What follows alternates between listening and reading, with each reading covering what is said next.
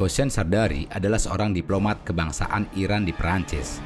Setelah invasi Jerman terhadap Perancis pada tahun 1940, beberapa orang Iran keturunan Yahudi berada dalam bahaya.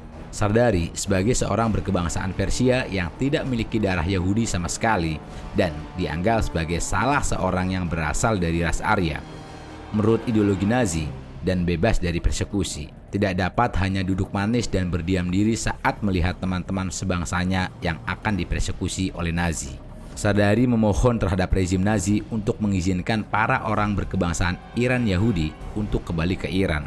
Setelah beberapa permohonannya diajukan, Nazi akhirnya menyetujui untuk mengizinkan orang-orang keturunan Iran Yahudi untuk kembali ke Iran. Hal itu merupakan sebuah kesuksesan besar bagi Sardari. Tetapi ia tidak berhenti di sana. Ia juga mulai mengeluarkan ratusan paspor Iran bagi para orang yang bukan kebangsaan Iran Yahudi untuk melindungi mereka dari siksaan Nazi.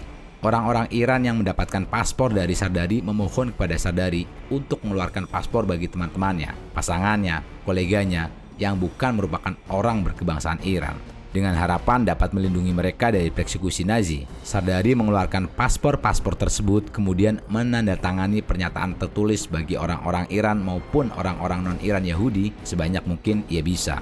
Pada tahun 1952, ia harus pergi kembali ke Teheran. Ia dituduh melakukan pelanggaran karena telah mengeluarkan paspor Iran saat perang sedang berlangsung. Pada saat itu, karirnya jatuh hingga pada tahun 1955 ketika ia akhirnya berhasil membersihkan reputasinya. Ia jatuh ke dalam masalah karena telah menyelamatkan nyawa banyak orang. Sardari adalah seorang pria yang luar biasa yang namanya sering dilupakan.